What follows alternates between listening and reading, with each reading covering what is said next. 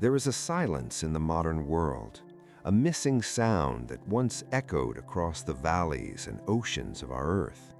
It is the heavy footfall of the mammoth, the rhythmic shadow of the saber-tooth, and the endless flight of the passenger pigeon. We call them extinct animals, but tonight they are not lost to the dust of history. Tonight they return. Before you drift into sleep, imagine a world where humans are few and giants rule the land. What did their world look like? How did it feel to stand in the presence of such majestic power? Stay with me, close your eyes, and let us breathe life back into the forgotten kings and queens of the wild, in this story entirely about extinct animals. The journey begins in a time long before cities rose from the stone, in a world where the silence was as vast as the sky itself. Imagine yourself standing at the edge of a great white horizon where the earth meets the heavens in a seamless line of pale blue and soft gray. The air here is crisp and pure, filled with the scent of ancient ice and the faint, sweet aroma of pine carried on the gentle breeze that whispers across the tundra. You are safe here, wrapped in the warmth of your own comfort, watching from a distance as the great curtains of snow drift slowly down from the clouds, painting the world in shades of pearl and diamond. In this landscape of eternal winter, there is movement, slow and rhythmic, like the beating of a deep drum buried within the earth. Out of the mist, the shapes emerge, massive and magnificent, the true kings and queens of the north, the woolly mammoths. They are the monarchs of the glacial tundra, and they move with a grace that defies their size, their heavy footsteps muffled by the thick carpet of snow that covers the plains. Picture them now, a family of giants walking shoulder to shoulder against the chill, their bodies covered in thick, shaggy coats of amber and dark brown fur that sway gently with every step they take. There is no hurry in their movement, for they own this land, and time flows differently for them, measured not in minutes or hours, but in the slow changing of seasons and the drift of glaciers. You can hear the sound of their breath, deep and steady, creating small clouds of steam that rise and vanish into the cold air, a testament to the warmth and life that burns strong within them despite the freezing world around them. The matriarch leads them, her long, curved tusks sweeping low near the ground, brushing aside the snow to reveal the dry, golden grasses hidden beneath. She is wise and old, her memory holding the maps of the seasons, leading her family to safety and sustenance with a calm certainty that brings peace to the entire herd. As you watch them, you notice the details of their existence, the way the snowflakes catch on their long eyelashes, the way their massive ears press back against their necks to conserve heat, and the gentle rumble of communication that passes between them. It is a sound felt more than heard, a low-frequency vibration that travels through the ground and into your very bones, a lullaby of reassurance that says they are together, they are safe, and they are strong. The herd moves like a single entity, a dark river flowing through a white canyon. A young calf, small and fuzzy, walks closely beside its mother, its tiny trunk reaching out to touch her flank, seeking the comfort of her presence. The mother slows her pace, adjusting her massive stride to match the little one, her trunk gently resting on the calf's back for a moment, a gesture of infinite tenderness in this harsh, beautiful landscape. The sun begins to dip lower in the sky, casting long violet shadows across the snow, turning the white world into a canvas of lavender and gold. The light is soft here, lacking the harsh glare of high noon, and it invites the eyes to rest, to heavy, to close. The wind settles down, the whispering breeze fading into absolute stillness, leaving only the sound of the mammoths chewing the tough tundra grass, a rhythmic, grinding sound that is oddly satisfying and hypnotic. Crunch, chew, pause, crunch, chew, pause. The rhythm syncs with your own breathing, slowing it down, deepening it, pulling you further into a state of relaxation. You can imagine the feeling of that thick fur, coarse on the outside, but dense and warm near the skin, trapping the heat, creating a sanctuary of coziness against the elements. The mammoths are not just surviving, they are at peace with their world, perfectly adapted to the cold, masters of their domain. They stop now, finding a sheltered spot near a grove of hardy spruce trees, the branches heavy with snow, offering a windbreak against the coming night. The herd gathers close, forming a tight circle, their bodies pressing together to share warmth, a living wall of fur and strength. The steam from their breath mingles in the center of the circle, creating a microclimate of humidity and heat. You can feel the safety of that circle, the feeling of being protected by something much larger and stronger than yourself. As the twilight deepens, the first stars begin to appear in the vast indigo sky, twinkling with a clarity that only the ancient world knew. There is no light pollution here, only the raw, majestic beauty of the cosmos looking down upon the sleeping giants. The great matriarch closes her eyes, her breathing slowing down even more, becoming a deep, resonant heave that rocks her body gently, like a ship on a calm sea. The calf nestles into the thick fur of its mother's belly, letting out a soft sigh of contentment, safe and warm. One by one, the other members of the herd settle, some remaining standing, locking their legs in a position that allows them to sleep without effort, while others kneel into the soft snow, letting the earth hold their weight. The silence of the tundra is profound now, a heavy velvet blanket that covers everything. The only sound is the occasional shift of weight, the rustle of dry grass, and that steady, rhythmic breathing. In, out, in, out. It is the breath of history, the breath of the earth itself. Above them, the aurora borealis begins to dance, ribbons of green and faint pink waving slowly across the stars. The lights move sluggishly, mirroring the pace of the sleepy herd below. You watch the lights curtain and fold, hypnotic and beautiful, and you feel your own eyelids growing heavy, mimicking the sleeping monarchs. The cold of the Ice Age does not touch you.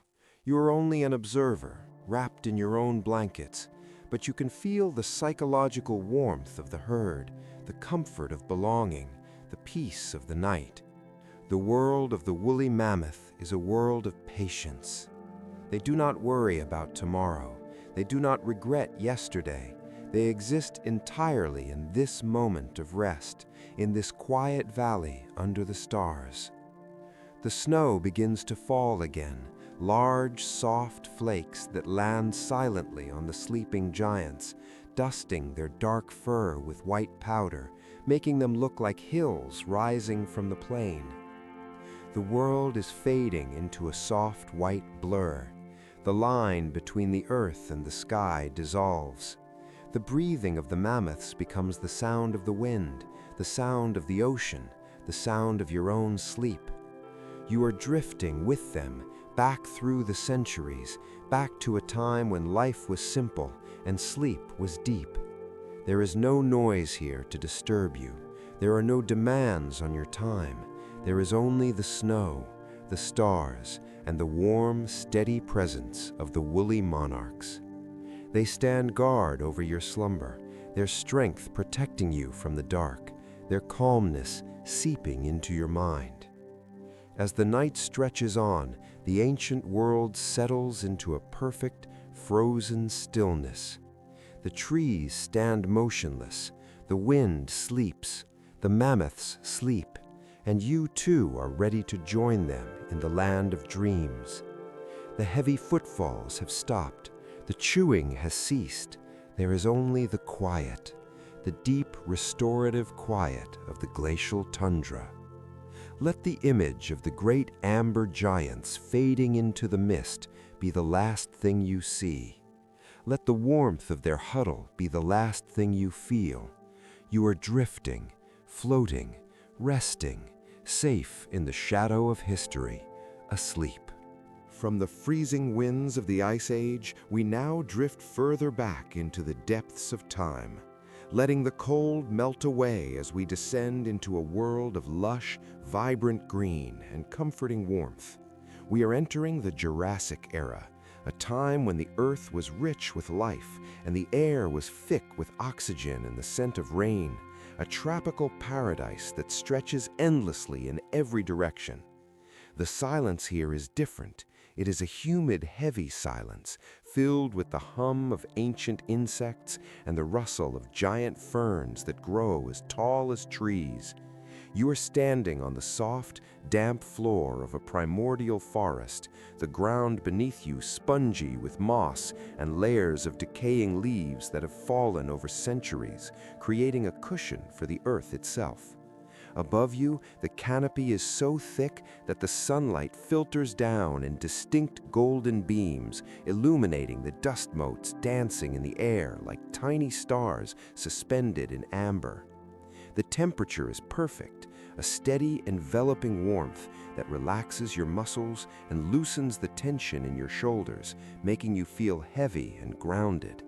And then you feel it before you hear it.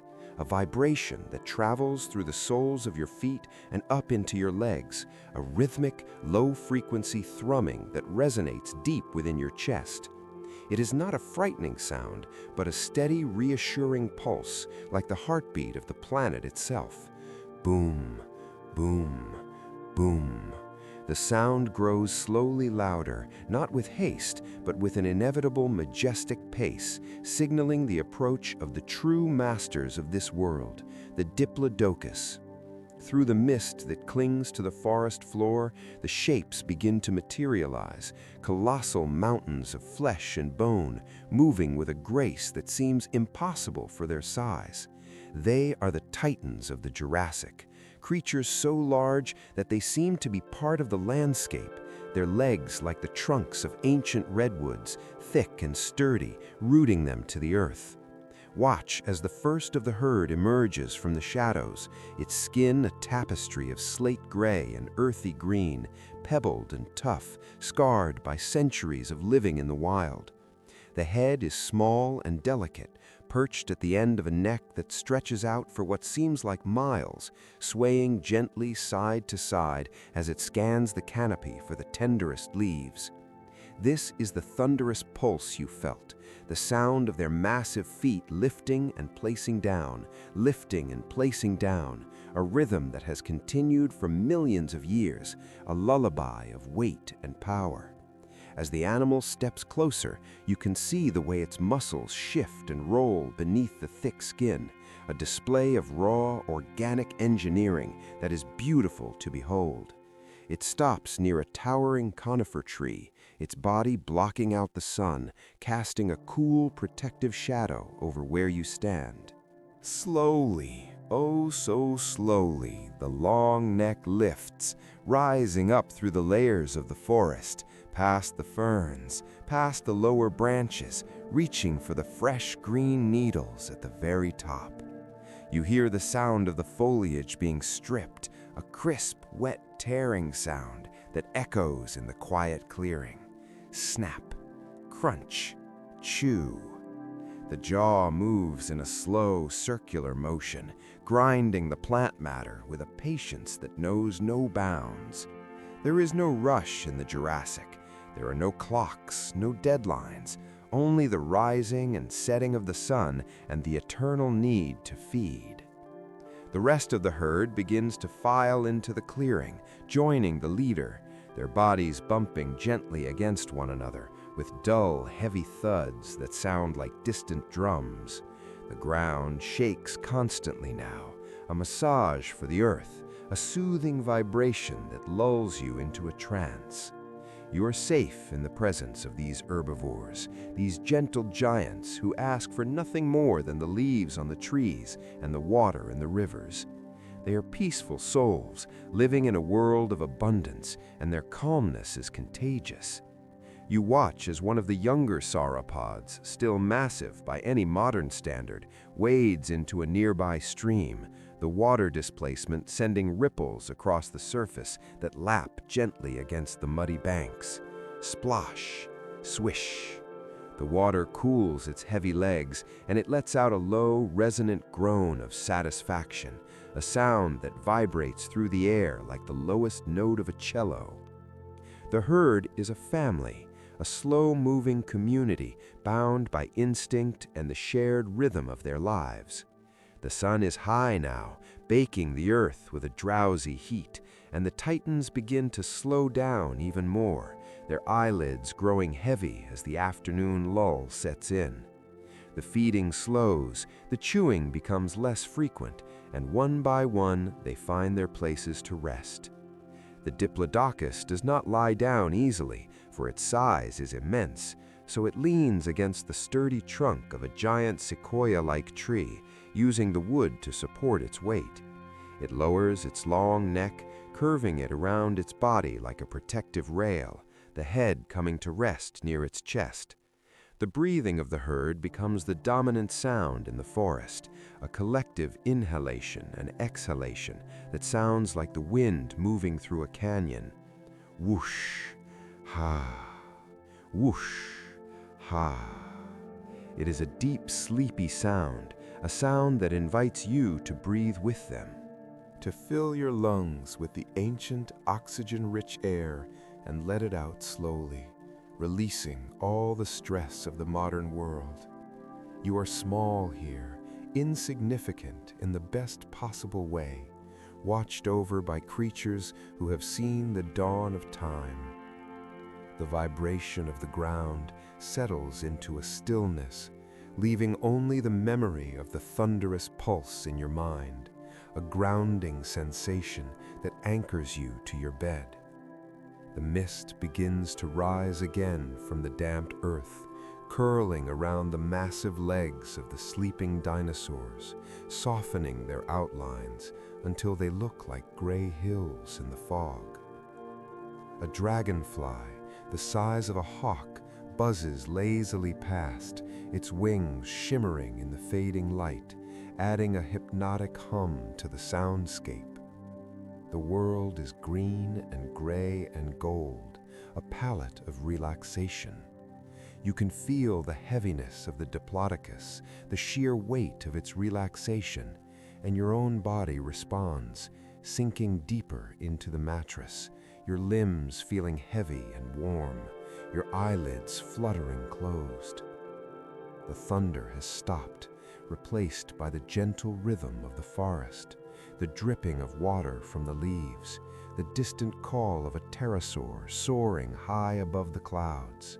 But here, on the forest floor, all is quiet. The giants are sleeping. Their hearts beat slowly, pumping blood through their massive frames, a slow, steady drum that counts down the moments to your own sleep. You can imagine resting against the rough, warm skin of one of these creatures, feeling the rise and fall of its ribcage, a living cradle that rocks you into slumber. The Jurassic sun begins to dip towards the horizon, painting the sky in shades of bruised purple and burnt orange, signaling the end of another long, slow day. The shadows lengthen, stretching across the ferns, covering the sleeping herd in a blanket of darkness. There is nothing to fear here, only the grand, slow march of nature. The trees stand guard, the earth holds you. The memory of the thunderous footsteps fades into a gentle pulse in your dreams. You are drifting in the timeline, floating in the warm, humid air, weightless and free. the Diplodocus sleeps, a monument to a time when life was large and majestic, and you sleep with them, part of the herd, part of the history, part of the silence. The green world fades to black. The sounds of the forest merge into a white noise of peace, and the last thing you feel is the gentle phantom vibration of the earth, rocking you, soothing you, carrying you deep into the dreamless sleep of the ages. Leaving the deep green forests of the Jurassic behind, we allow the currents of time to carry us forward once more, drifting through the ages until the air becomes drier and warmer, and the scent of pine is replaced by the sweet, dusty aroma of wild sage and sun-baked earth.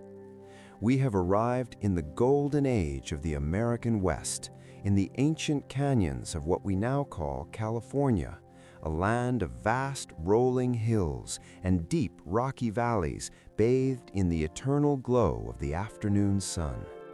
The light here is different. It is a rich, honey-colored radiance that touches everything it falls upon, turning the dry grasses into a shimmering sea of gold and the sandstone cliffs into walls of amber and copper. It is the kind of warmth that seeps deep into your bones, a lazy, comforting heat that makes the eyelids heavy and the body loose.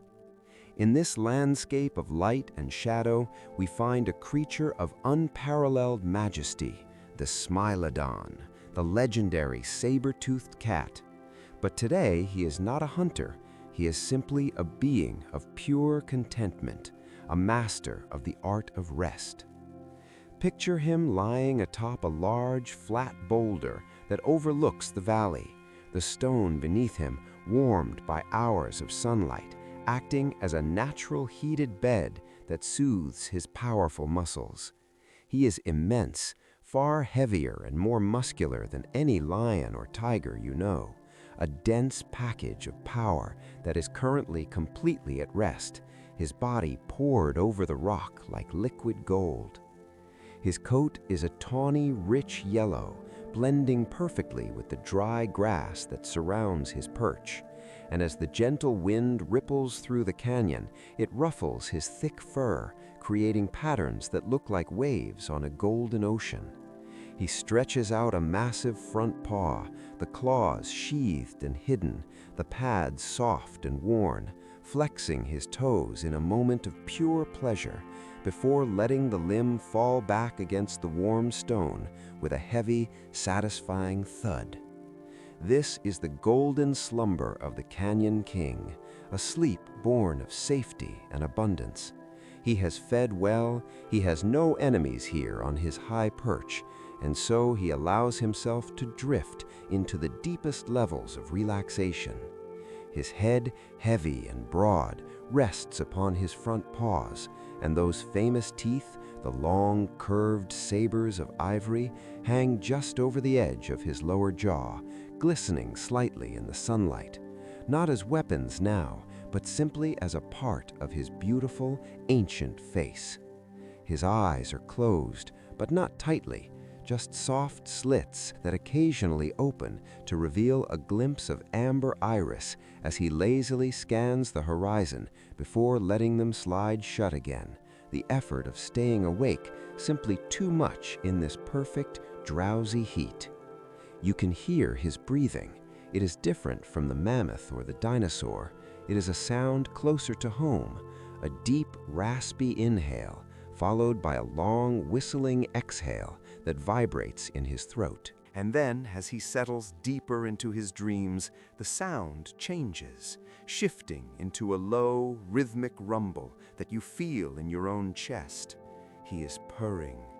It is a massive, resonant purr, a sound of absolute peace that echoes softly against the canyon walls, a bass note of pure happiness. Rumble, rumble, rumble. The sound is hypnotic, a continuous loop of comfort that tells you everything is right in the world, that there is no danger, no hunger, only the sun and the sleep. You watch as a small fly buzzes near his ear, and with a lazy flick, the ear twitches, dismissing the disturbance without him even waking up, a gesture of effortless control. The sun begins its slow descent, intensifying the colors of the canyon, turning the gold to orange and the orange to a deep burning red, casting long shadows that stretch out across the valley floor like reaching fingers. The air begins to cool just slightly, a refreshing change that makes the warmth of the rock even more inviting. The Smilodon shifts his position, rolling onto his side, exposing his soft, creamy belly to the sun, his legs twitching slightly as he chases imaginary prey in the meadows of his dreams. This display of vulnerability, this exposing of his most defenseless area, shows just how safe he feels, and that feeling of safety transfers to you. You are safe here, watching over the sleeping cat, part of the quiet landscape. The smell of the dry grass is intoxicating, a clean, hay-like scent that fills your lungs and clears your mind of all clutter. The only other sounds are the distant call of a turip, a prehistoric bird, and the dry rasp of cicadas in the brush, a white noise of nature that creates a wall of sound blocking out the modern world. You imagine running your hand along the flank of the great cat, feeling the roughness of the outer guard hairs and the incredible softness of the undercoat, feeling the slow, powerful rise and fall of his ribcage. He is a furnace of life, a sleeping giant whose energy is currently coiled and quiet, waiting for the moon. But for now, the sun belongs to him. The light catches the tips of his whiskers, turning them into silver threads, and illuminates the dust motes dancing in the air above his head. Time seems to stop in this canyon. There is no rush to go anywhere. The Smilodon has nowhere to be. He is exactly where he is meant to be, soaking up the solar energy, recharging his spirit. You feel your own body mimicking his heaviness, your limbs feeling like they are made of lead, sinking into your mattress just as he sinks into the stone.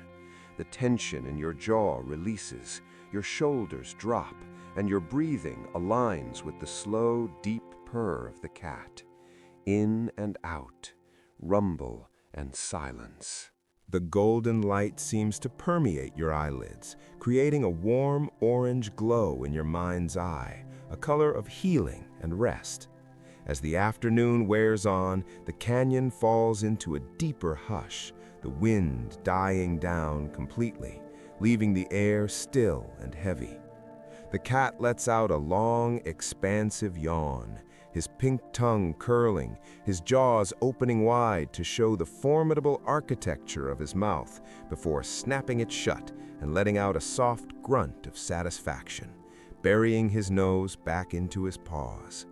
He is the picture of luxury, the embodiment of a Sunday afternoon nap that lasts for centuries. The world of the Pleistocene is wild and dangerous, yes, but it is also filled with these moments of absolute tranquility, where the fiercest predators become the most peaceful sleepers. You are witnessing a private moment in history, a secret slumber in the sun. The shadows overtake the rock now, cooling the air, but the stone retains its heat, keeping the cat warm as the evening approaches.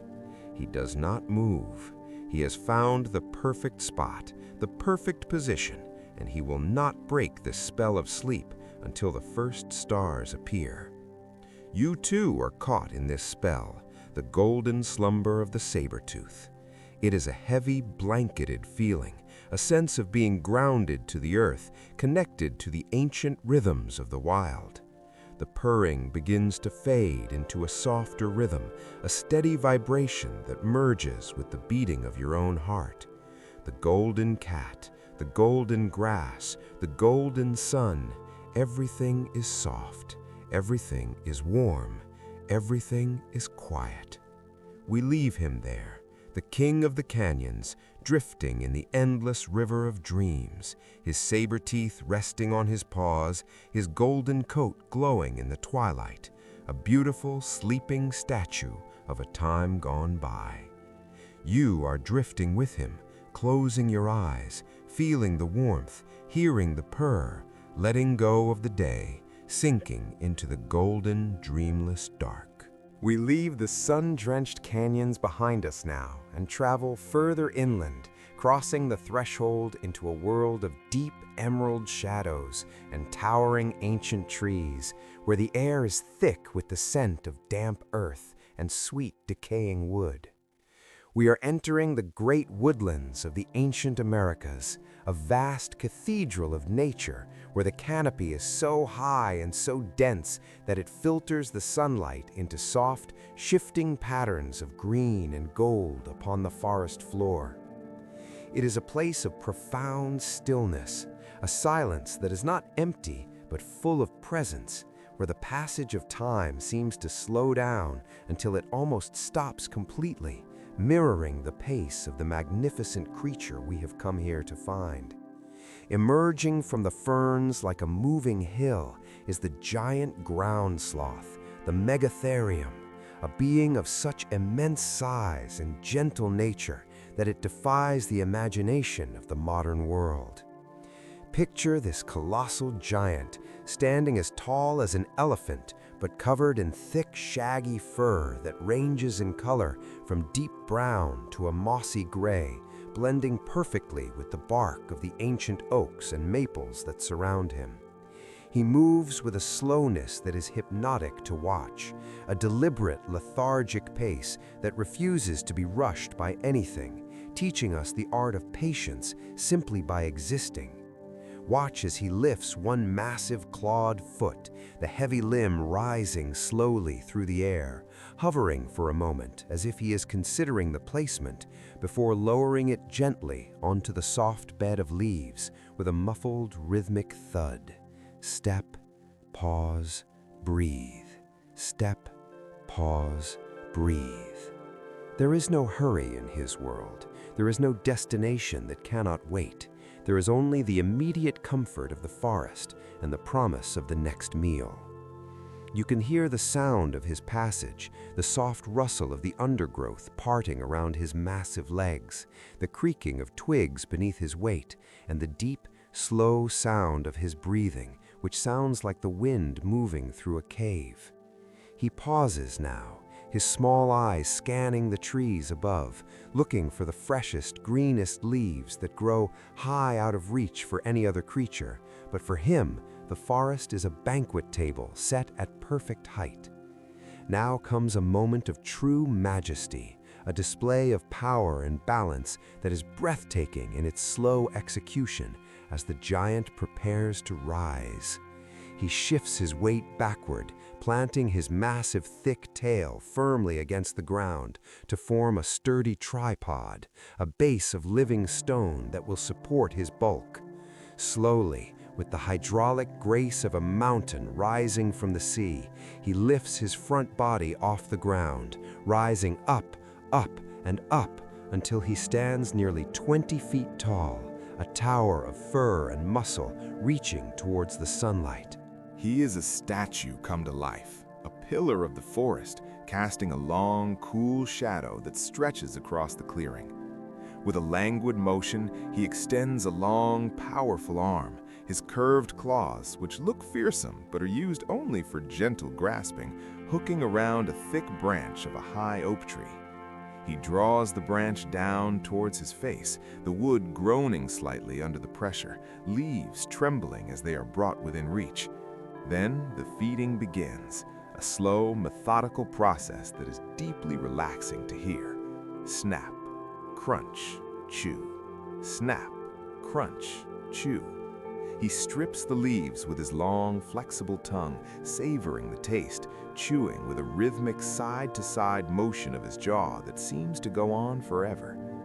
You were standing safely nearby, leaning against the rough bark of a neighboring tree, watching this gentle titan enjoy his meal, and you feel a sense of overwhelming peace wash over you. There is something incredibly grounding about watching a creature this large move this slowly. It reminds you that there is no need to run, no need to stress, that life can be lived at a pace of quiet dignity. The forest around him seems to respect his presence, the birds quieting their songs, the wind softening to a whisper, as if the entire woodland is holding its breath in reverence for the king of the slow lane. Dust motes dance in the shafts of light that break through the leaves he has disturbed, swirling in slow vortices around his shaggy head. The smell of broken green leaves, sharp and fresh, mixes with the earthy aroma of his fur, creating a scent that is raw and wild and comforting. He finishes the branch, releasing it slowly so that it springs back up towards the sky with a soft swish. And then, with that same controlled, glacial grace, he begins to lower himself back down to all fours. The descent is as controlled as the ascent, a slow lowering of tons of weight until his front paws touch the earth once more with that familiar heavy sound. Thud. He stands there for a moment, simply breathing, his ribcage expanding and contracting like a bellows, his head lowered, eyes half closed in satisfaction. The meal has made him sleepy, or perhaps he is always this close to sleep, living in a state of perpetual, dreamy rest.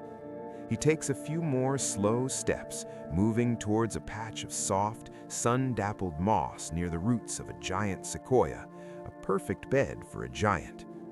He circles the spot once, trampling the ferns to make a comfortable nest, his movements heavy and lazy. Then he collapses, not falling, but melting onto the ground, his legs tucking beneath him or stretching out to the side, his massive head coming to rest on his front paws. He lets out a long, deep sigh, a sound of utter release that vibrates through the forest floor and into your own body, signaling that it is time to rest. You feel your own eyelids growing heavy, mirroring the giant before you.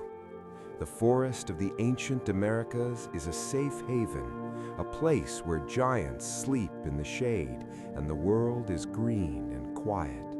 You can imagine curling up against the warm, woolly flank of the megatherium, feeling the slow, tectonic rise and fall of his breathing, a rhythm that rocks you deeper and deeper into relaxation. The shadows in the forest grow longer and softer, the greens turning to deep blues and charcoals as the afternoon fades. The air cools, becoming crisp and fresh, perfect for sleeping. The giant sloth does not dream of hunting or fleeing. He dreams of endless leaves and eternal afternoons, a simple, peaceful existence that you are now sharing. His breathing slows down even more, becoming a faint, rhythmic wind, the only sound left in the darkening woods. In, out, in, out. Slow, deep, heavy. You are part of this ancient tableau, a witness to the slumber of the Earth's lost giants. The stillness is absolute now, a thick, velvety blanket of quiet that covers you, protects you, and holds you. There is no movement left in the forest. The wind has died down. The birds are asleep. The leaves are still. Only the slow giant and you remain, drifting together on the tides of time, anchored by the weight of the earth and the peace of the past. The image of the great sloth, a mound of peaceful fur in the twilight, stays with you as you let go of your own thoughts. You are heavy. You are slow. You are resting in the heart of the ancient woods. The world spins on, but here, in the shadow of the megatherium, time has stopped, and there is only the deep, restorative darkness of sleep. We leave the solid earth behind us now and step off the edge of the land into the cool, embracing arms of the ocean, specifically the pristine, icy blue waters of the North Pacific, where the ancient world meets the sea. Imagine yourself submerged in a world of weightlessness, a silent aquamarine universe where gravity no longer holds you down and your body feels light, buoyant, and free. You're drifting through a majestic underwater forest, a cathedral of giant kelp that rises from the rocky seafloor hundreds of feet below to touch the surface far above, creating towering pillars of green and gold that sway gently with the rhythm of the tides. The sunlight pierces the surface of the water in shimmering shafts, dancing like curtains of light that fade into the deep blue gloom, illuminating the dust and tiny life floating in the water like stars in a liquid sky. In this quiet, submerged canyon, we find the gentle Leviathans of the deep, the stellar's sea cows, creatures of such immense size and placidity that they seem like floating islands. Picture a being as large as a whale, but with the peaceful spirit of a grazing cow, its body a massive, rounded form, covered in skin that looks like the rough bark of an ancient oak tree, thick and dark and resilient. The sea cow hovers in the water, suspended perfectly by its own buoyancy, moving with a grace that defies its multi-ton weight, a slow-motion ballet of biology. It does not swim so much as it drifts, using its large, forked tail to propel itself forward with lazy, infrequent strokes that create swirling eddies in the water behind it. Whoosh, glide, drift, whoosh, glide, drift. The rhythm is slower than your heartbeat, slower than your breathing, a pace set by the ocean itself. You watch as the giant approaches a thick strand of kelp, its small head tilting slightly, its bristle-covered lips reaching out to grasp the rubbery green fronds. There are no teeth in its mouth, only textured plates designed for grinding, and you can hear the muffled, rhythmic sound of its feeding echoing through the water. Crunch, grind, swallow. It is a comforting, domestic sound in the wild vastness of the ocean, a reminder that life here is simple and focused on the immediate pleasure of sustenance. The sea cow is not alone, for these are social creatures, and soon you see others emerging from the blue mist, a slow-moving herd of gentle giants grazing peacefully in their underwater garden. They bump against each other softly, their rough skin touching, a tactile reassurance of presence and safety. There is no aggression here, no fear, only the silent communication of a shared existence.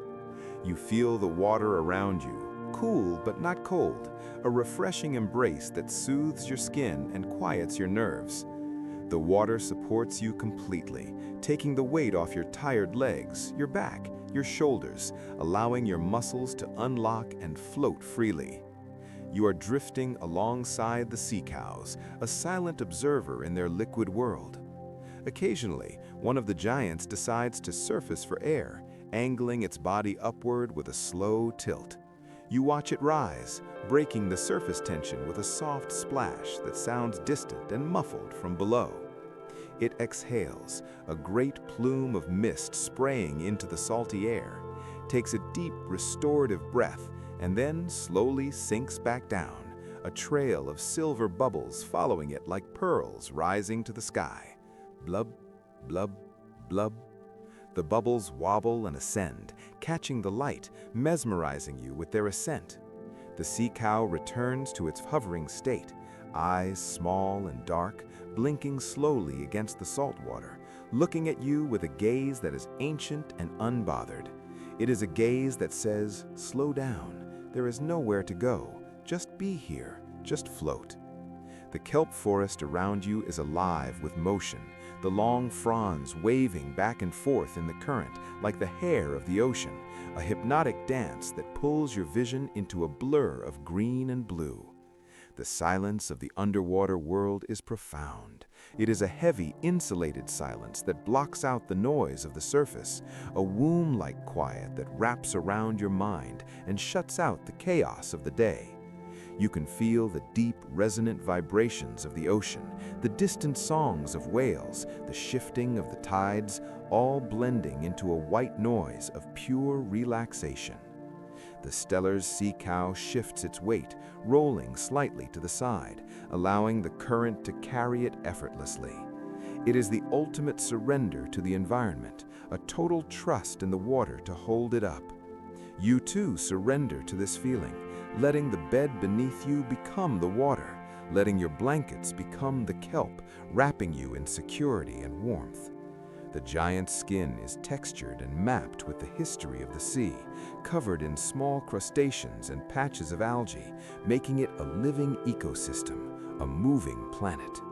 It moves past you, so close you could reach out and touch the rough, cool surface, and you feel the displacement of water, a gentle push that rocks you like a cradle. The blue of the ocean deepens as the sun moves across the sky above the surface, turning the water into shades of indigo and violet. The light rays become fewer.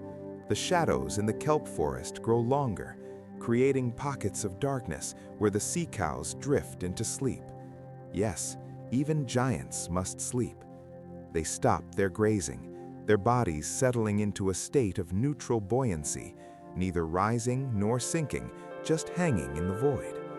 Their breathing slows to a crawl, holding the air in their massive lungs for minutes at a time. The stillness is absolute. You are floating in a sea of stars and shadows, surrounded by the sleeping forms of the past. The water is a heavy blanket, the salt is a healing balm, and the slow drift of the current is the only movement left. You feel heavy, so heavy, sinking deeper into the blue, deeper into the mattress, deeper into sleep. The image of the stellar sea cow, this peaceful, harmless mountain of life, stays with you, a guardian of the deep. There is no hurry to surface. There is no need to breathe fast.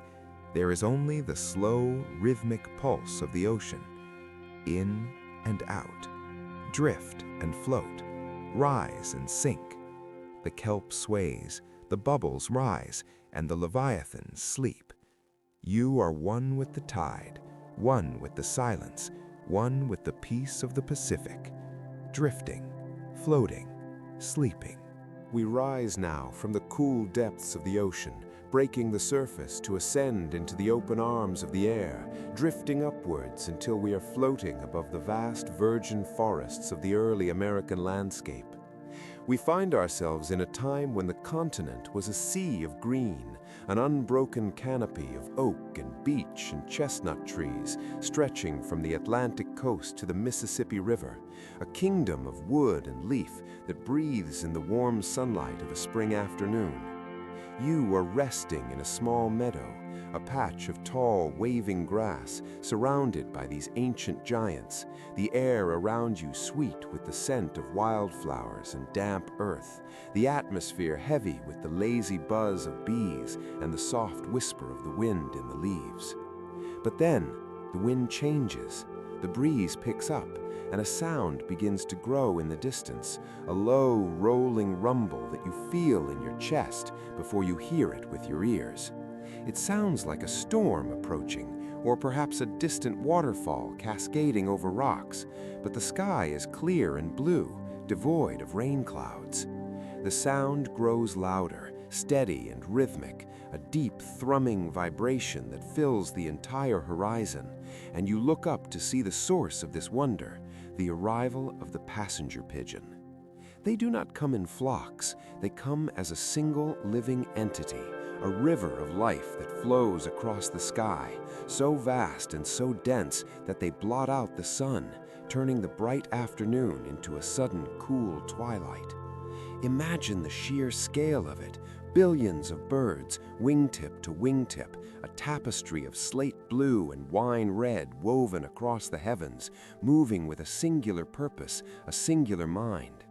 As they pass overhead, the light of the sun filters through the millions of fluttering wings, casting a kaleidoscope of moving shadows on the ground around you, a mesmerizing dance of light and dark that ripples across the grass like water. But it is the sound that truly captures you, the sound of the living wind. It is the collective beat of billions of wings striking the air, a rushing, whooshing sound that drowns out every other noise in the world, creating a blanket of white noise that is incredibly soothing and immersive.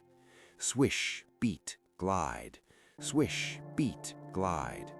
The air around you begins to move, stirred by the displacement of their passage, a breeze created not by weather, but by life itself, cooling your skin, ruffling your hair, a gentle, rhythmic gust that feels like the earth itself is breathing on you. You lie back in the grass, your body sinking into the soft earth, your eyes fixed on the endless stream above. There is no beginning and no end to the flock. It stretches from one horizon to the other, a continuous flowing ribbon that seems to go on forever. You watch the patterns they make, the way the flock dips and rises like a fabric catching the wind, the way the sun flashes off the iridescent feathers on their necks, turning them into sparks of purple and gold in the dim light. It is hypnotic, this endless motion, this repetition of flight. Your eyes try to follow a single bird, but they are lost in the multitude, and so your vision relaxes, blurring slightly, taking in the whole spectacle as one soft, moving image. The sound of the wings becomes a lullaby, a constant, steady roar that pushes away all your thoughts, all your worries, leaving only the sensation of being present in this majestic moment. You feel small but safe, held in the presence of something so much larger than yourself, a witness to the abundance of nature in its purest form. The flock is so thick that it creates its own weather, a microclimate of wind and shadow that wraps you in a cocoon of sensory experience. Hours pass, and still they fly. The day wears on, and the stream of birds continues, an infinite sky of gray and blue, flowing like a celestial river. You can close your eyes and still see them, the afterimage of their flight burned gently into your mind, a pattern of rhythmic motion that rocks you towards sleep. The sound does not waver, it is constant, dependable, a sonic shield that protects you from the silence of loneliness. You imagine being up there with them, weightless, supported by the air and the company of millions, drifting effortlessly over the green world below, gliding on the currents of the living wind. It is a feeling of total freedom, of total unity. As the afternoon begins to fade into evening, the flock begins to descend, seeking the safety of the great forests to roost for the night. You watch as the stream lowers, the sound changing from a roar to a soft, chaotic fluttering as they settle into the branches of the oak trees. The trees groan slightly under the weight of so much life, bending their boughs to welcome the travelers. The sky begins to clear, revealing the soft, bruising colors of the sunset, pink and orange and violet, streaked with the last few straddlers of the flock hurrying to join their kin.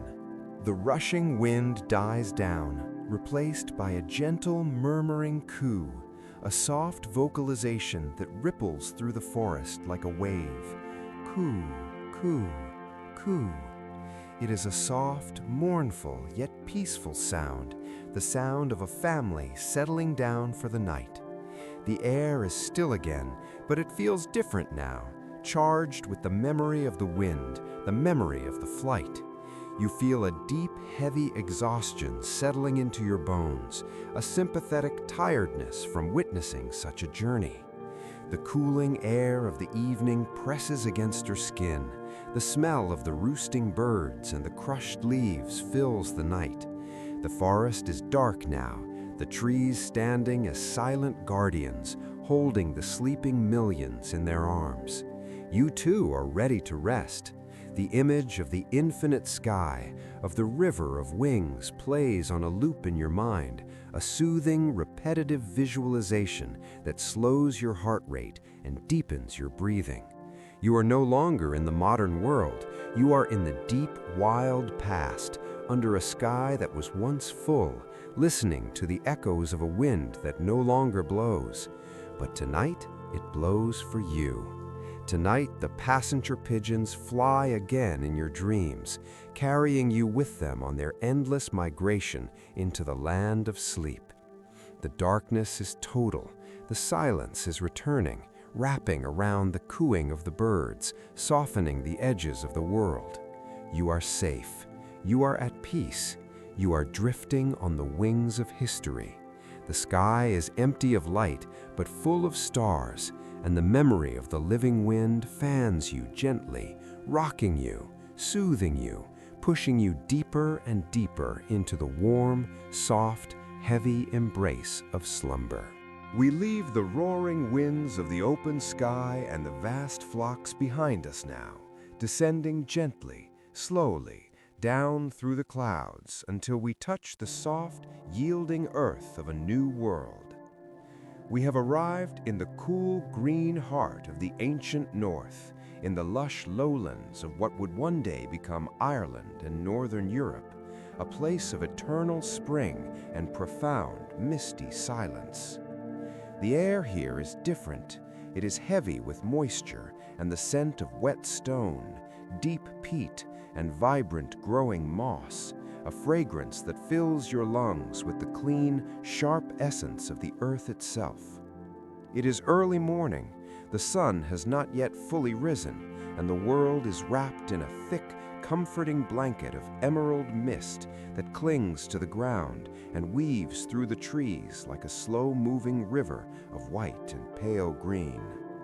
You are standing in a vast, open meadow bordered by a dense forest of ancient birch and pine, their trunks dark and damp, standing like silent sentinels in the fog. The grass beneath your feet is tall and lush, bowing under the weight of heavy dewdrops that glisten like scattered diamonds in the diffuse light. The silence here is absolute, dampened by the moisture in the air, a soft, cotton-like quiet that absorbs every sound, making the world feel intimate and small, as if you are the only person awake in a sleeping kingdom. Into this scene of perfect tranquility steps a creature of legend, a being so majestic that he seems to be a spirit of the forest made flesh. He is the Irish elk, the megaloceros, the giant deer of the Ice Age, and his presence commands the landscape. He emerges from the white wall of mist like a ghost taking form, his massive body taking shape first, a towering wall of muscle and tawny fur, standing taller than a horse at the shoulder. But it is not his height that takes your breath away, it is his crown. Upon his head sits a set of antlers so vast, so heavy, and so magnificent that they seem impossible, a sprawling architecture of bone that spans 12 feet across, reaching out into the fog like the branches of an ancient oak tree. You watch as he moves, his gait slow and deliberate, placing his hooves carefully on the soft, wet ground to avoid sinking into the peat. Squish, step, squish, step. The sound is muffled and rhythmic, a gentle percussion that marks the passage of time in this quiet valley. He carries the immense weight of his antlers with a proud, effortless strength, his thick neck muscles flexing with every turn of his head. He stops now in the center of the clearing, the mist swirling around his legs, isolating him in a sea of green and white.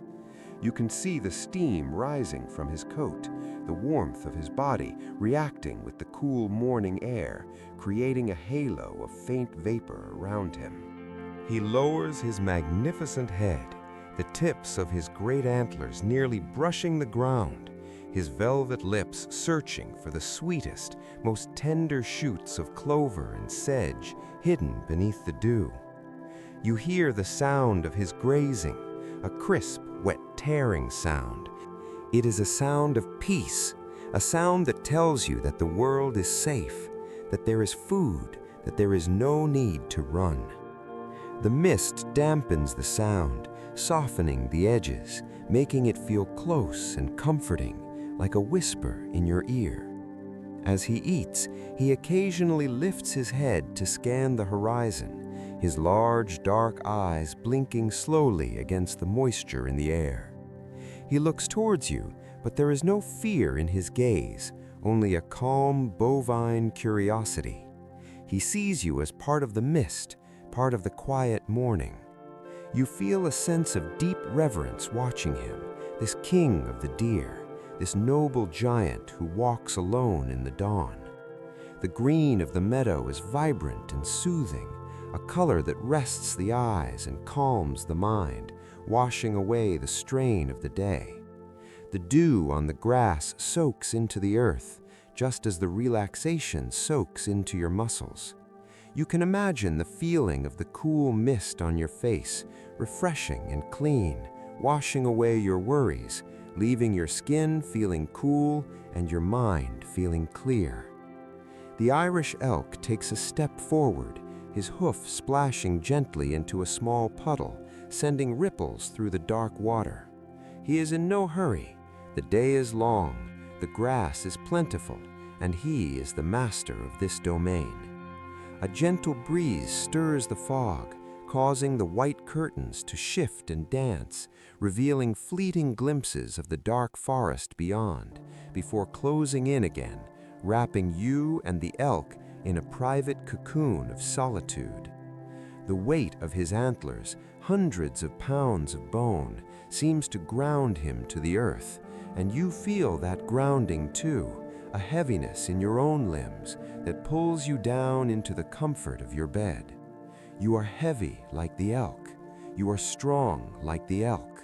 You are at peace like the elk. He shakes his head slightly, a slow, majestic rattle of his antlers that sends a spray of water droplets flying into the air, catching the faint light like falling stars. He lets out a low, resonant grunt, a deep sound that vibrates in his chest, a signal of contentment. The sun begins to burn through the upper layers of the mist, casting a pale, pearlescent glow over the scene, turning the emerald green to a soft, glowing jade. The light is not harsh, it is diffused and dreamy, perfect for sleeping. The great stag decides that he has eaten enough for now. He seeks a place to rest, a dry hummock of grass raised slightly above the wet ground. Watch the careful way he lowers himself, bending his front knees first, then his back, settling his massive bulk onto the earth with a deep sigh of relief. The most amazing part is how he manages his head. He turns it slightly to the side, allowing the curve of one massive antler to rest on the ground, acting as a prop, a pillow of bone that supports his neck. He is a study in balance and grace, even in repose. He looks like a statue carved from the earth itself, a monument to the ancient wild. He begins to chew his cud, a slow, repetitive motion that is incredibly soothing to watch. The rhythm of his jaw sets the pace for your breathing, slow, steady, constant. The mist begins to thicken again as the temperature shifts, rolling in from the forest, obscuring the trees, then the edge of the meadow, and finally creeping closer to the stag. He does not mind. He likes the cool embrace of the fog. His eyes begin to close, his long lashes meeting his cheeks, his breathing deepening into a steady rhythm of sleep. You are lying there in the grass beside him, invisible and safe, feeling the damp coolness of the earth, smelling the rich peat, hearing the silence of the dawn. The world fades away into a soft white and green blur. There are no sharp edges here, only soft curves of mist and antler. The presence of the Irish elk is a protective weight, a guardian spirit who watches over the meadow. You feel yourself drifting, floating in the emerald mist, weightless and free. The image of the great antlers rising from the fog stays with you, a symbol of strength and peace. The chewing stops. The stag is asleep. The mist covers him completely, leaving only the outline of his form, a shadow in the white. You are alone in the quiet, but you are not lonely. You are wrapped in the history of the earth. The cool air soothes your forehead. The silence fills your ears. The green fades to gray, and the gray fades to black. You are drifting deeper into the ancient forest, deeper into the mist, deeper into the dream. Sleep comes easily here, in the shadow of the giant. The great antlers have come to rest, and so must you. Quiet, still, mist, sleep. We leave the cool, misty lowlands of the north behind us now, letting the gray fog dissolve as we rise into the warm upper currents of the air, traveling south and east across the sparkling blue vastness of the Indian Ocean until we spot a jewel of emerald green set in a ring of turquoise water. We are approaching the island of Mauritius, a remote sanctuary isolated from the rest of the world for millions of years, a place where time flows like honey and nature has been allowed to dream a different dream. As we descend towards the coastline, the air grows warm and fragrant, carrying the sweet perfume of tropical flowers, ripe fruit, and the salty, healing tang of the sea. You are standing now on a pristine beach of crushed white coral, the sand soft and powdery beneath your feet, warm from the gentle touch of the tropical sun. The ocean stretches out before you, calm and endless, the waves rolling in with a slow, hypnotic rhythm that sounds like a deep, steady breath. Rush, hush, silence. Rush, hush, silence. The water is so clear you can see the white sand rippling beneath the surface, and the sky above is a dome of flawless, aching blue. In this paradise, where no predator has ever set foot, we find the carefree wanderers of the sands, the dodos. Picture them now, these misunderstood birds, not as clumsy or foolish, but as creatures of absolute comfort and joy, perfectly adapted to a life of peace. A small flock of them is ambling along the shoreline, their round, plump bodies covered in soft, gray-brown feathers that look like velvet in the sunlight. They move with a charming, rhythmic waddle, a side-to-side sway that is relaxed and unhurried, for they have nowhere to run and nothing to fear. Watch the leader of the group, a large, majestic bird with a curved beak of yellow and black that looks like a permanent, gentle smile. He pauses to inspect a seashell half buried in the sand, tilting his head with a curious, intelligent gleam in his dark eye. He does not look over his shoulder, he does not twitch with anxiety, he simply exists in the moment, safe and secure in his island home. The concept of danger does not exist here, and that absence of fear creates an atmosphere of profound relaxation that you can feel seeping into your own spirit. You watch as he fluffs his feathers, a ripple of movement that travels down his back, shaking off the sand before he continues his leisurely stroll. The sound of their feet on the sand is a soft, dry crunch, a texture of sound that is oddly satisfying. Crunch, step, crunch, step. They are social creatures, and you can hear them communicating with soft, low cooing sounds, a gentle tuk-tuk-tuk that is more of a vibration than a call. It is the sound of a family talking, a murmur of contentment that blends perfectly with the rustling of the palm fronds overhead. The wind here is a caress, a steady, warm breeze that moves through the large, fan-like leaves of the coconut trees, creating a dry, whispering sound like paper rubbing together. Rustle, hush, rustle. It is a natural white noise, a sound that blocks out the chaos of the world and leaves only the peace of the island. You walk with them, invisible and weightless, matching your pace to their slow waddle. The sun warms your shoulders, melting away the tension in your muscles, making you feel loose and heavy. The dodo stops again to peck at a fallen fruit, a large, ripe oval that has dropped from the canopy. He eats with gusto, savoring the sweetness, a simple pleasure in a simple life. There is no struggle for survival here, only the abundance of the land. Watching him eat reminds you of the simple joys of life, the pleasure of a good meal, the warmth of the sun, the comfort of the ground. The flock moves slowly towards the shade of a takamaka tree, seeking shelter from the midday heat.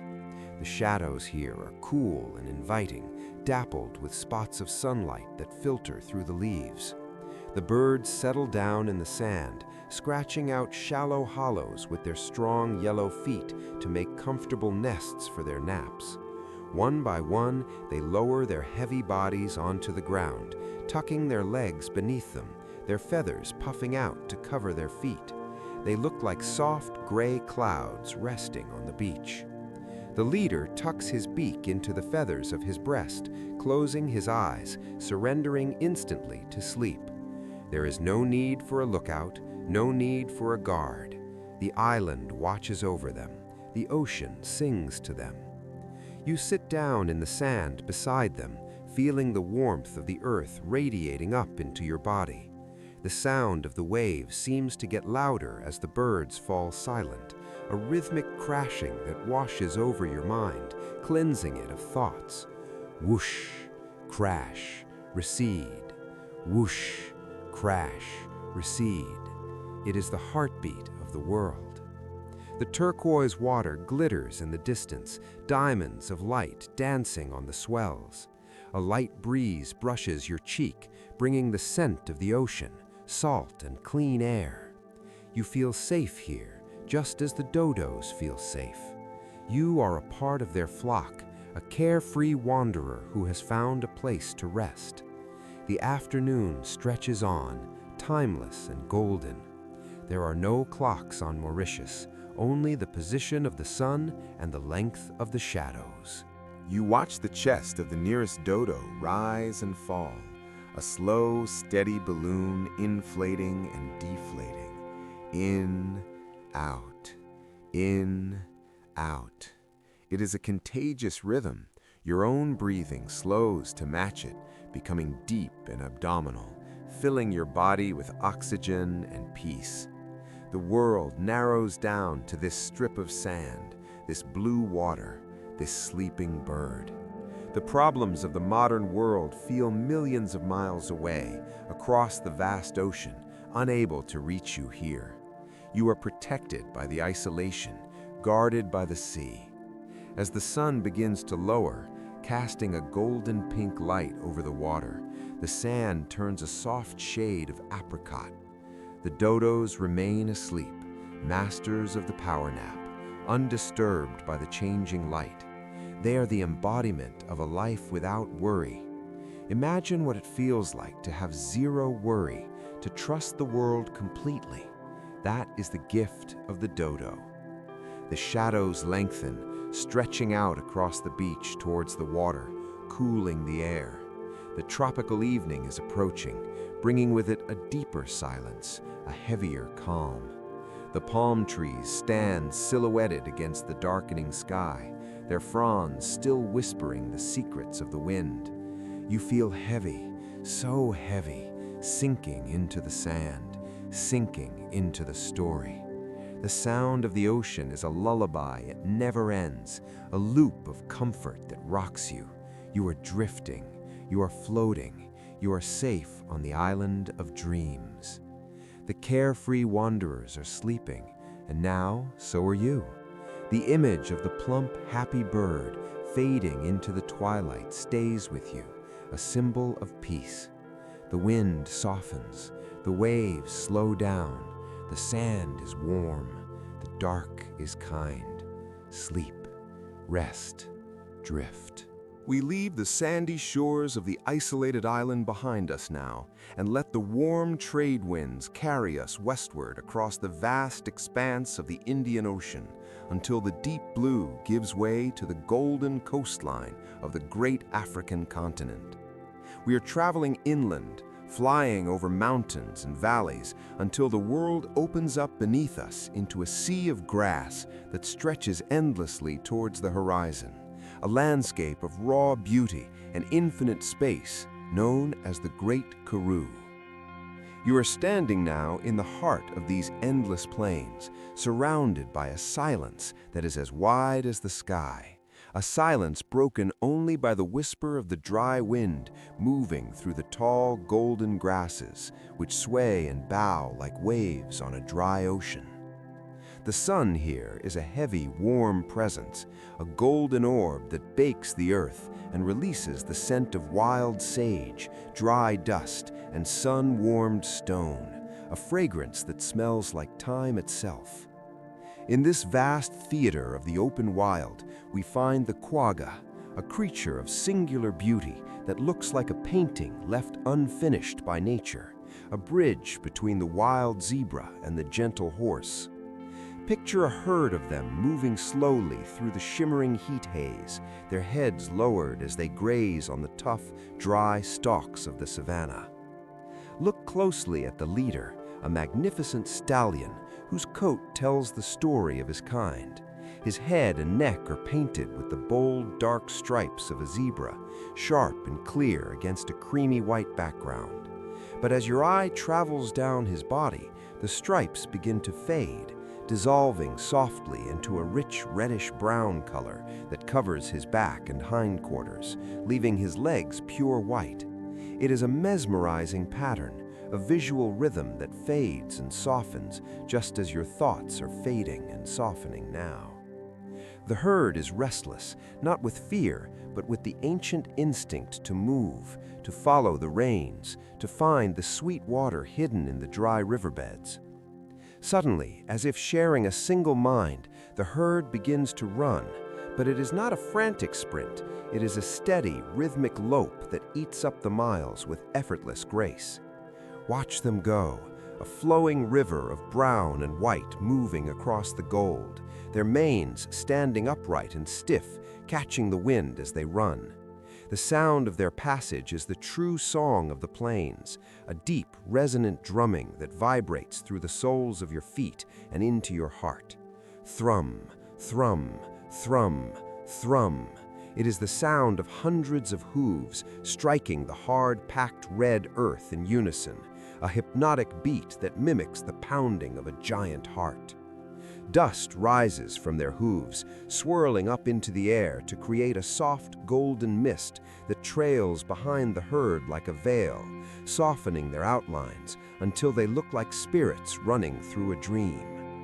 You are running with them, weightless and free, feeling the wind in your hair and the rhythmic jar of the earth with every stride. There is a sense of immense freedom here, a feeling that the world goes on forever, and there are no walls, no fences, no boundaries to hold you back. The dust cloud filters the sunlight, turning the afternoon into a hazy, dream-like state where everything is bathed in a sepia tone of nostalgia and warmth. The breathing of the herd is loud and rhythmic, a synchronized huffing sound that matches the beat of their hooves. Ha, ha, ha. It is the breath of life, the breath of the wild, fueling their journey across the endless stage. As you watch them, you become mesmerized by the motion of their flanks, the way the muscles ripple beneath the skin, the way the stripes on their necks blur into gray streaks with speed. They are the masters of the plains, confident and strong, their ears swiveling to catch the sounds of the savanna, their nostrils flared to drink in the wind. The herd turns in a wide arc, moving like a school of fish, changing direction without a word being spoken, guided by an invisible connection that binds them all together. You feel that connection too, a sense of belonging to the earth, a sense of being part of this grand, moving design.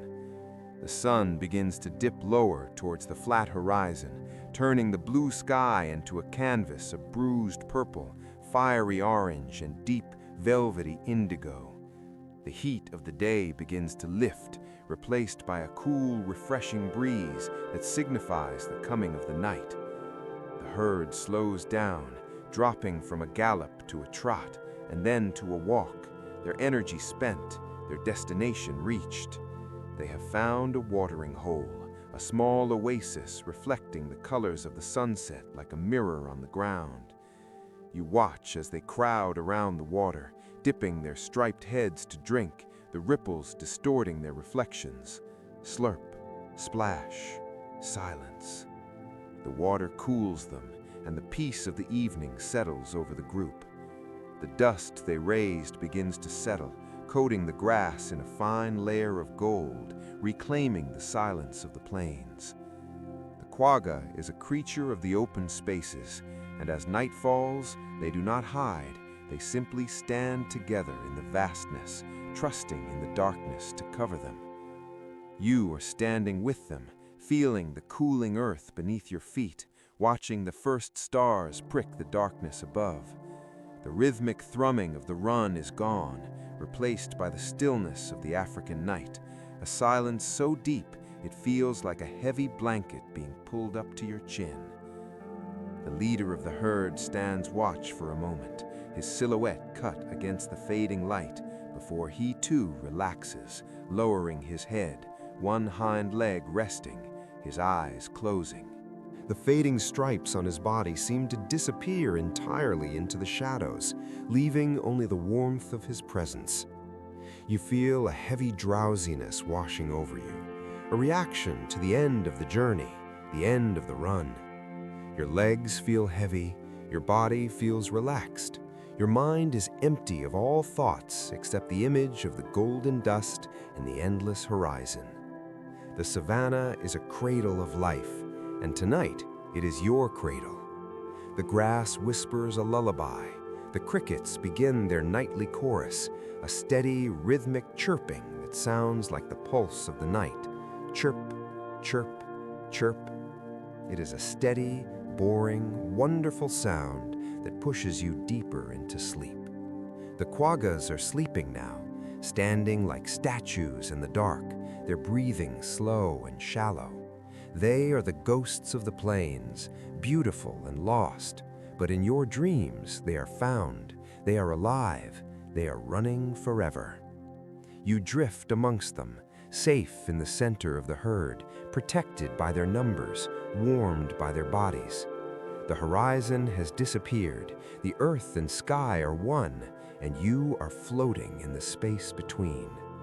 The rhythm of the run is still echoing faintly in your mind, a phantom beat that rocks you. Thrum, thrum, sleep. Thrum, thrum, sleep. The fading stripes have faded completely into the dark. There is only peace. There is only the plains. There is only the deep, dreamless sleep of the wild. You are gone, lost in the beauty of the past, sleeping with the quagga under the infinite African stars. We leave the open, sun-baked plains of Africa behind us now and let the winds of the southern hemisphere carry us far across the wild, churning waters of the Southern Ocean until we reach the very edge of the world. We are approaching the isolated prehistoric islands of New Zealand, a land known to the ancients as Aotearoa, the land of the long white cloud, a place where evolution took a different path and created a kingdom ruled not by mammals, but by birds. We descend through the mist and the clouds, dropping down into a world that is painted entirely in shades of deep, prehistoric green. You are standing now in the heart of a dense, ancient rainforest, a place where the trees are so old they are covered in layers of moss and lichen, and the canopy above is woven so tightly that the sky is merely a rumor of light far above.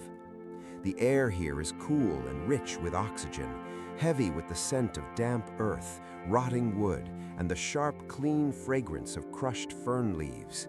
It is a humid, embracing atmosphere that softens your skin and calms your breathing, making you feel as though you are inside a living greenhouse, protected from the outside world.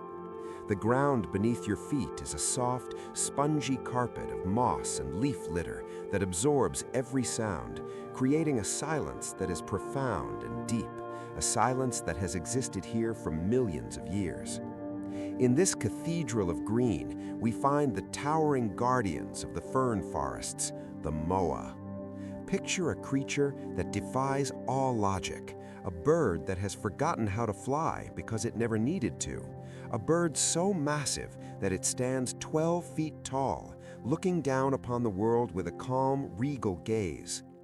The moa emerges from the shadows of the giant silver ferns like a moving tree trunk, its body covered not in flight feathers, but in shaggy, hair-like plumage that is dark brown and earthy, blending perfectly with the bark of the totara and rimu trees. Watch as this giant moves and marvel at the silence of its passage. Despite weighing hundreds of pounds, the moa walks with the stealth of a ghost, placing its massive, three-toed feet carefully on the forest floor, navigating the tangled roots and undergrowth without snapping a single twig. Step, pause, silence. Step, pause, silence. It is the movement of a creature that is one with its environment, a guardian who does not wish to disturb the peace of its own home. The neck of the moa is long and serpentine, stretching up into the dim light of the understory, its small head searching for the tender, uncurled fronds of the tree ferns that grow high above the ground. You watch as it reaches out, its beak gently snipping a green branch, the sound of the snap swallowed instantly by the mossy acoustics of the forest. Chew, swallow, stillness. There is no hurry here, for there are no predators to run from. No wolves, no tigers, only the great eagle in the sky. But down here in the deep woods, the moa is the undisputed king. You feel small standing next to it, but you do not feel afraid. You feel protected, as if the bird is a living wall of feathers and warmth shielding you from the elements. The forest around you is alive with a subtle, quiet magic. The silver ferns, the national symbol of this land, unfurl their leaves like giant green umbrellas, catching the droplets of moisture that fall from the canopy. Drip, drop, drip. The sound of the water is hypnotic, a slow, irregular rhythm that relaxes your mind and washes away your thoughts. A light rain begins to fall, not a storm, but a gentle, misty drizzle that is characteristic of these ancient woods. The rain does not soak you, it simply adds a layer of freshness to the air, deepening the greens, making the moss glow with a vibrant intensity. The moa does not mind the rain, it simply shakes its shaggy coat, a slow, rippling movement that sends a fine spray of water into the air, creating a momentary fog around its body.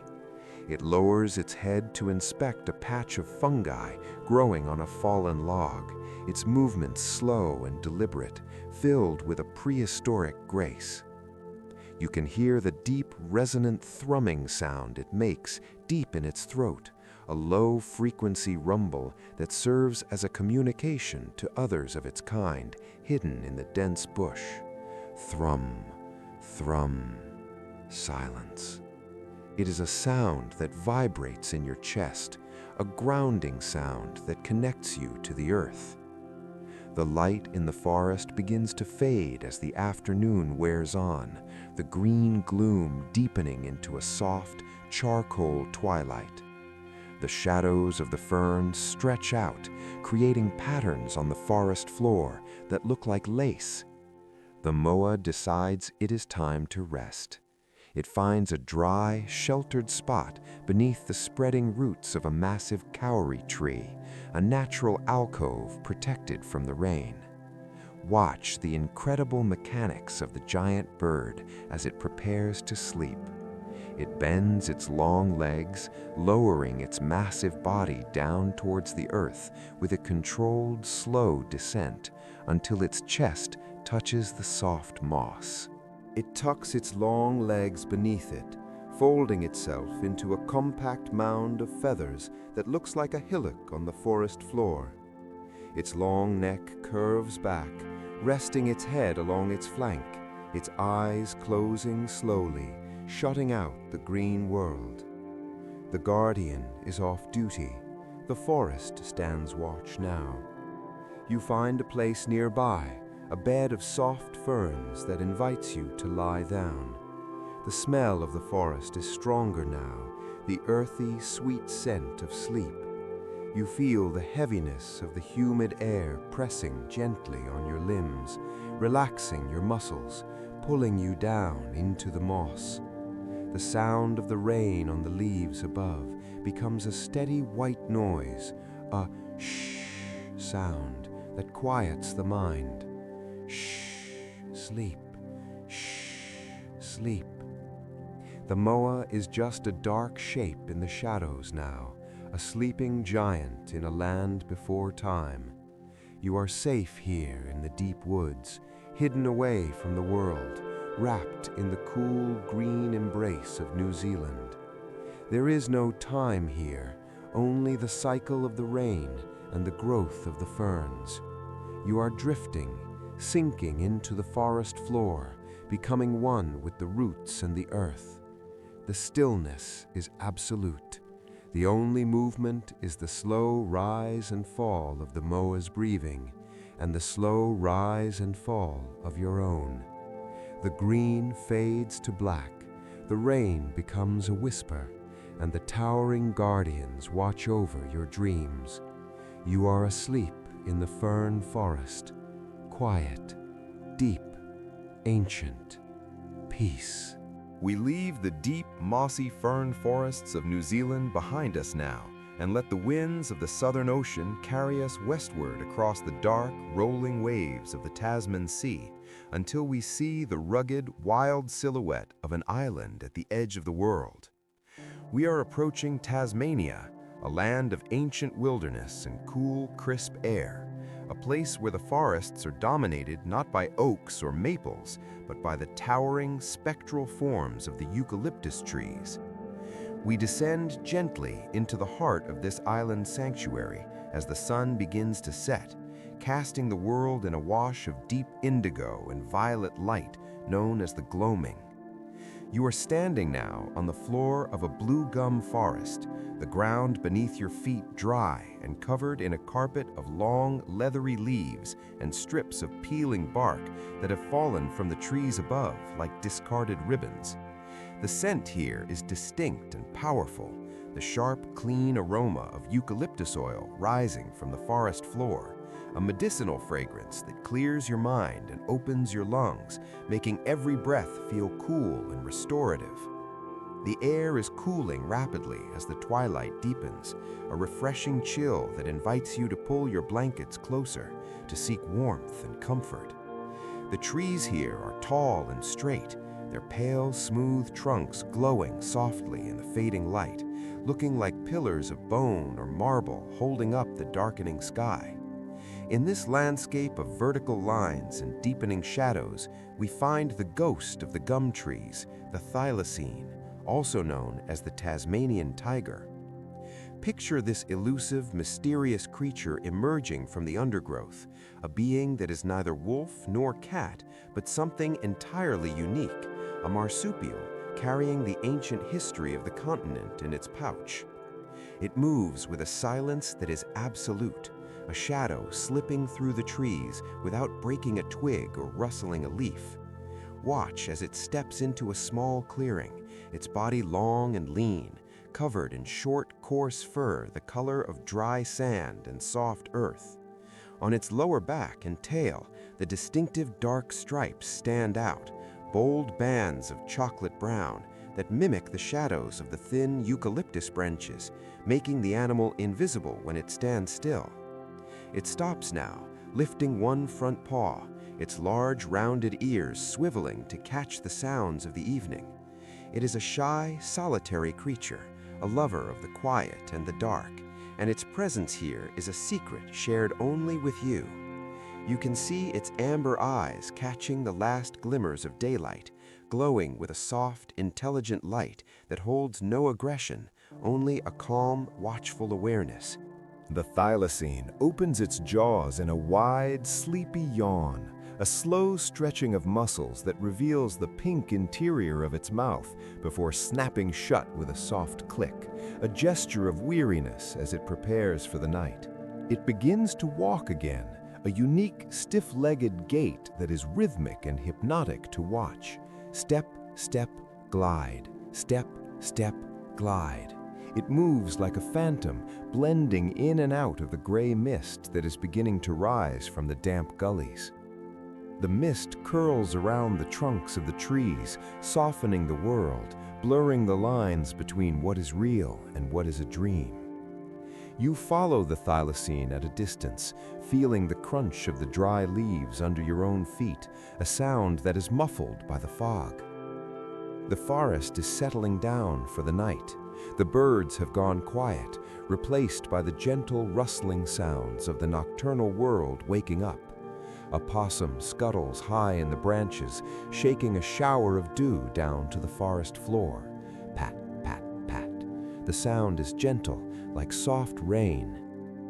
The thylacine pauses to sniff the air, its nose twitching, reading the stories carried on the wind. It smells the damp earth, the resin of the trees, and the coming night. It is safe here in its island home, a king of the shadows who answers to no one. You feel a deep sense of solitude, not loneliness, but the peaceful feeling of being alone in a beautiful place where no one demands anything of you. The stripes on the animal's back seem to pulse gently as it moves through patches of moonlight that are beginning to filter through the canopy. The moon is rising, a pale silver coin in the southern sky, turning the eucalyptus leaves into shimmering blades of silver. The thylacine finds a path worn smooth by generations of its ancestors, a trail that leads deeper into the safety of the bush. You walk with it, matching its slow pace, your breathing aligning with the rhythm of its steps. The air is cold now, but it is a clean, dry cold that feels good against your skin, making the warmth of your bed feel even more luxurious. The forest is a place of secrets, and the thylacine is the keeper of them all. It moves towards a large, hollow log that has fallen years ago, now covered in moss and ferns, a perfect, cozy den for a sleeping tiger. It circles the entrance, sniffing, checking for safety, before sliding its long body inside. You can imagine the feeling of that enclosed space, safe, dark, and sheltered from the wind. The animal turns around inside the log, rustling the dry leaves it has gathered for a bed, making a soft scratching sound that signifies nesting. Scratch, rustle, settle. It lays its head on its paws, those amber eyes blinking slowly as they look out at the moonlit forest one last time.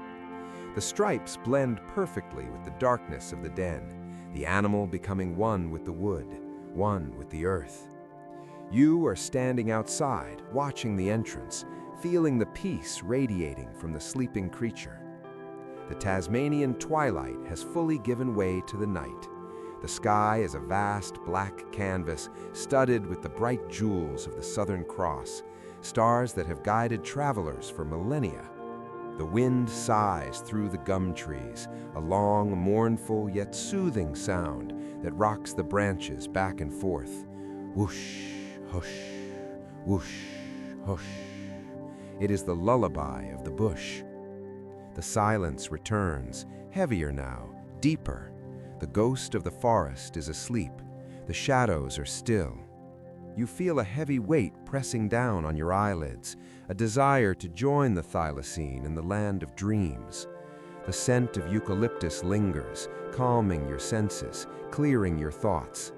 You are drifting away from the island, floating up through the trees, leaving the striped shadow to its rest. The image of the sandy coat and the dark stripes fading into the twilight stays with you.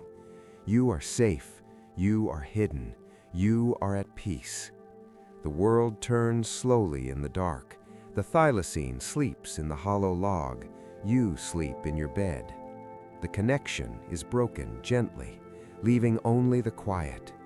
The night takes over, deep, dark, silent, sleep. We leave the quiet, eucalyptus-scented forests of the southern hemisphere behind us now, and let the great currents of the air carry us north, far north, crossing the equator and the vast expanse of the ocean until the air grows cold and crisp and the scent of the world changes to the sharp, bracing aroma of salt and sea spray. We are approaching the remote, rocky islands of the North Atlantic, the desolate and beautiful skerries off the coasts of Newfoundland and Iceland, where the ocean meets the stone in an eternal battle of endurance. You are standing now on a ledge of dark volcanic granite, a solid island rising defiantly from the churning gray waters, a place where the wind is always blowing and the sound of the sea is the only music that has ever played. The air here is frigid and pure, filling your lungs with a coldness that wakes up your senses before settling them into a deep, cozy appreciation for warmth. The sky above is a canvas of steel gray and soft white, heavy with low-hanging clouds that drift slowly past, touching the tops of the jagged rocks. In this harsh, dramatic landscape, we find the noble watchmen of the Atlantic rock, the great auks. Picture them standing in their hundreds along the shoreline, black and white sentinels that look like statues carved from the rock itself. They are large, flightless birds, standing upright with a dignity that commands respect. Their backs as black as the midnight ocean, their bellies as white as the sea foam that clings to the rocks. They look like the penguins of the north, but they are ancient spirits of these waters, creatures who have mastered the art of stillness. Watch the nearest one, a large bird with a heavy, grooved beak marked with white lines, standing absolutely motionless against the backdrop of the moving sea. It does not fidget, it does not pace, it simply stands and watches the horizon, a master of patience in a world of constant motion. The wind ruffles the dense, waterproof feathers on its chest, but the bird remains unmoved, anchored to the earth by its own weight and strength. You can hear the defining sound of this place, the rhythmic, thunderous crashing of the Atlantic waves against the base of the island. Boom, hiss, retreat. Boom, hiss, retreat. It is a powerful, overwhelming sound that drowns out all other noise, a white noise of nature that is incredibly effective at clearing the mind. The waves roll in from thousands of miles away, gathering strength until they meet the resistance of the rock, exploding into plumes of white spray that rise into the air like geysers. The mist from the ocean coats everything in a fine, salty glaze, and you can taste the salt on your lips, a taste of the wild. You are safe here on the high ledge, watching the power of the ocean from a place of security. The great auks are huddled together in a loose colony, their bodies turning towards the wind to streamline their forms, sharing the warmth of the group. There is a profound sense of community here, a silent agreement to stand together against the elements. You watch as one of the birds clumsily shuffles a few steps to the left, its webbed feet slapping against the wet stone, finding a more comfortable position before returning to its statue-like stillness. They are clumsy on land, yes, but they are noble in their awkwardness, for they belong to the sea. You imagine them diving into the water, transforming instantly into graceful torpedoes, flying underwater with powerful strokes of their small wings. But up here on the rock, they are simply resting. The cold air around you makes you feel the warmth of your own body more intensely, inviting you to curl up, to pull the covers tight, to create your own island of heat in the cool room. The light begins to change as the afternoon wears on, the gray sky deepening into shades of charcoal and slate. The sun is just a pale disk behind the clouds, casting a diffuse silver light over the water that makes the waves look like liquid metal. The great auk blinks its eye, revealing a small patch of white feathers in front of it, a detail that stands out in the monochrome world. It preens its chest feathers for a moment, using its beak to spread oil over its coat, ensuring it remains waterproof and warm. The sound of the preening is lost in the roar of the sea, but the motion is soothing, a domestic chore performed on the edge of the world. As you watch these stoic birds, you feel a sense of stability. They have stood here for centuries, watching the tides come and go, watching the storms pass, watching the seasons change. They are the anchors of the Atlantic, and their presence grounds you. The wind begins to die down slightly as evening approaches, turning from a gale into a steady, stiff breeze that hums as it passes over the jagged rocks. Whoosh, hum, whoosh. The spray from the waves settles, leaving the air damp and heavy. The colony begins to settle down for the night, the birds shuffling closer together, their black backs creating a solid wall against the coming dark. They tuck their beaks into their chests or under their small wings, closing their eyes to the gray world. They trust the rock, they trust the flock. You too begin to trust the darkness, letting go of the need to see, letting go of the need to do. The sound of the waves seems to slow down, becoming deeper and more rhythmic, like the breathing of a sleeping giant. Crash, silence. Crash, silence. It is a lullaby of water and stone. The horizon disappears as the sky and sea merge into a single curtain of darkness. You are alone with the Watchmen, standing on the edge of the earth, but you are not afraid. The solitude is majestic. The isolation is peaceful. The great auks are sleeping now, standing upright in their dreams, rocked by the phantom motion of the sea. You feel heavy, your legs sinking into the mattress, your mind sinking into the rhythm of the waves. The cold Atlantic night wraps around the island, but it cannot touch you. You are warm, you are safe, you are merely an observer drifting through time. The image of the black and white birds standing on the gray rock fades slowly from your mind, replaced by the feeling of heavy, comforting darkness. The roar of the ocean becomes a soft murmur, a background hum that carries you away. You are drifting off the rock, floating over the waves, weightless and free. The noble watchmen stand guard over your sleep, their presence a promise of endurance and peace. The water is deep, the rock is hard, the sleep is soft. You are gone, drifting, floating, sleeping. We have traveled far tonight, crossing the vast oceans of time and space, drifting through the frozen tundras, the humid jungles, the golden canyons, and the lonely islands of a world that once was.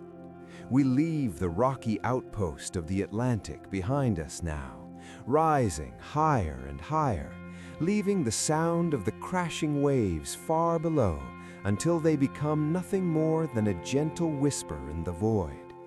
We are ascending to a place beyond maps, beyond calendars, beyond the ticking of the clock, to a vast cosmic meadow where the memory of the earth is kept safe forever. Imagine this place not as a dark void, but as a warm twilight horizon that stretches on into infinity, a landscape painted in the softest shades of indigo, silver, and stardust.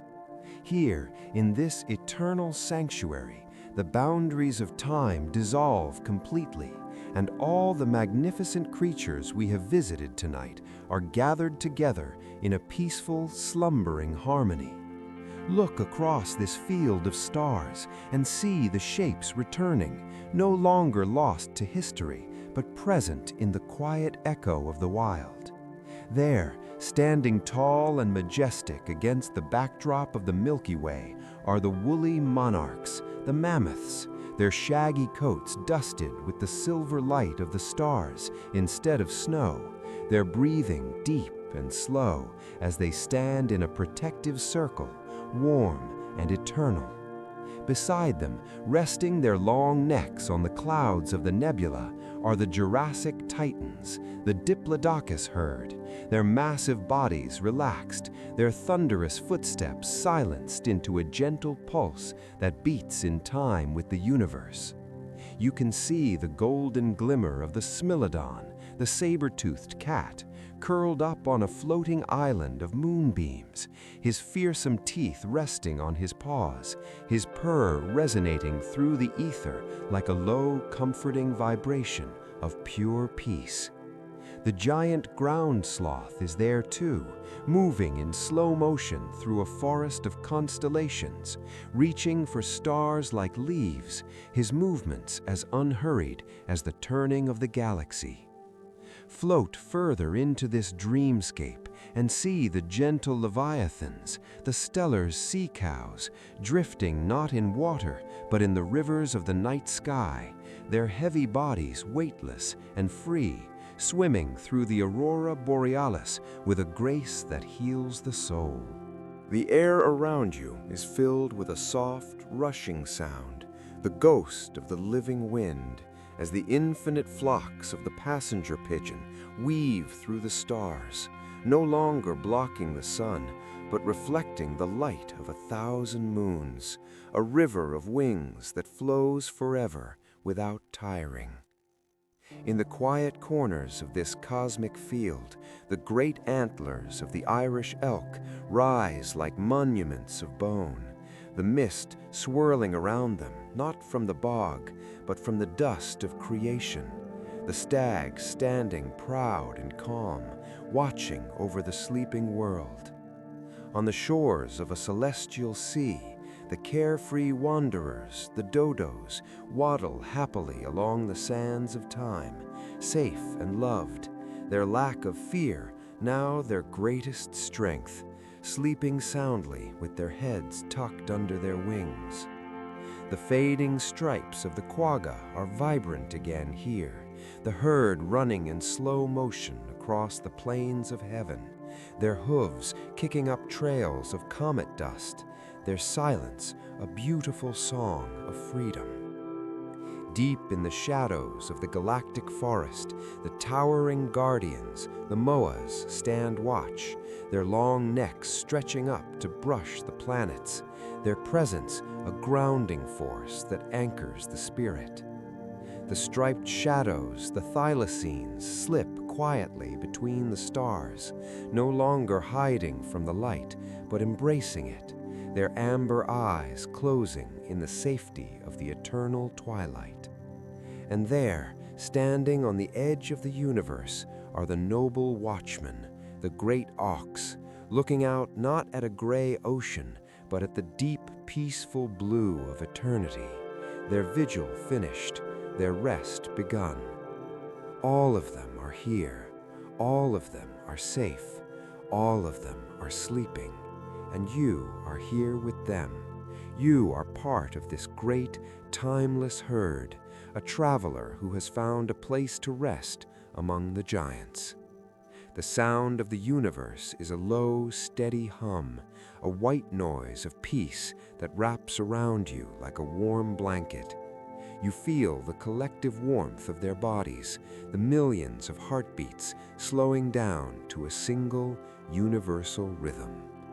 Thump, thump, silence.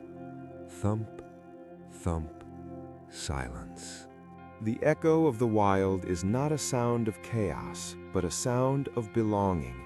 It tells you that nothing is ever truly lost, that everything returns to the peace of the beginning. You feel a heaviness taking over your entire body, starting from the tips of your toes and moving slowly up your legs, your hips, your spine, melting your muscles, releasing every knot of tension. Your arms are heavy, your hands are open and relaxed, your shoulders have dropped away from your ears. The weight of the history books is gone. The weight of the day is gone. There is only this moment, this soft, dark, star-filled moment. You are drifting deeper into the center of the circle, protected by the mammoth, watched by the moa, soothed by the sea cow. The air is cool and clean, filling your lungs with the breath of the cosmos, in and out, slow and deep. The visual of the animals begins to blur, their shapes merging into the soft darkness behind your eyelids. You do not need to see them anymore to know they are there. You can feel their presence, a wall of comfort that surrounds you. The story is ending, but the sleep is just beginning. The book of the earth closes gently, its pages settling with a soft sigh. The lights are dimming, the stars are fading into a warm, velvety blackness. You are floating, weightless, timeless, part of the eternal echo.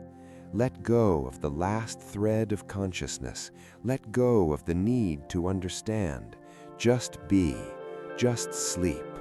The giants are sleeping, the birds are sleeping, the ocean is sleeping, and now you are sleeping. Deep, restorative, ancient sleep. The silence is complete. The peace is absolute. Good night, traveler. Good night, giants. Good night, world. Sleep, sleep, sleep.